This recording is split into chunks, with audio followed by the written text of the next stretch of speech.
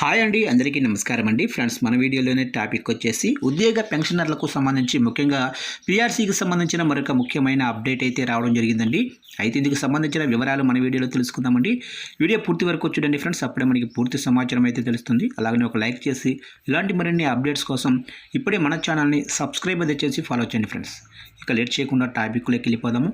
ఇక 11వ పీఆర్సీ అర్హత తేదీగా 2018 జూలై 1న నిర్ణయించిన నగదు ప్రయోజనాలు మాత్రం 2022 అక్టోబర్ 1 నుంచి అమలయ్యాయి. దాదాపు 4 ఏళ్లకు పైగా పెన్షనర్లు తమకు రావాల్సిన న్యాయమైన లాభాన్ని కోల్పోయారు. ఈ కాలంలో వేలాది పెన్షనర్లు మరణించారు. వారు ఎదురుచూసిన పీఆర్సీ ప్రయోజనాన్ని చూడకుండానే లోకాన్ని విడిచిపెట్టారు. ఇది కేవలం ఆర్థిక నష్టం కాదు, మానవీయ విషాదం. 2019-24 కాలంలో పీఆర్సీ ఆలస్యం కొనసాగటం పెన్షనర్లకు తీవ్రమైన ఆర్థిక, మానసిక ఒత్తిడిని కలిగించింది. ఈ 4 ఏళ్లలో ద్రవ్యోల్బణం పెరిగింది, వైద్య ఖర్చులు రెట్టింపయ్యాయి. పీఆర్సీని న్యాయబద్ధంగా అమలు చేయాల్సి ఉండగా కేవలం కనీస పెంపు మాత్రమే ఇచ్చారు.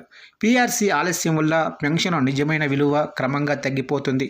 ఖర్చులు, అవసరాలు పెరుగుతున్న ఈ కాలంలో పాత పెన్షన్తో జీవించటం పెన్షనర్లకు సవాలుగా మారింది. బకాయిల చెల్లింపుల్లోనూ అన్యాయం కొనసాగుతుంది.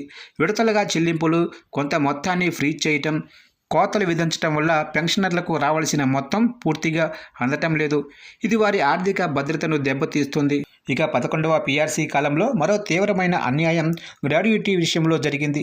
కేంద్ర ప్రభుత్వ మార్గదర్శకాల ప్రకారం గ్రాడ్యుయిటీ పరిమితి 20 లక్షలకు పెరిగినా ఆంధ్రప్రదేశ్లో 2018 జూలై 1 నుంచి 2022 మధ్య పదవీ విరమణ చేసిన పెన్షనర్లకు ఈ ప్రయోజనం పూర్తిగా కల్పించలేదు.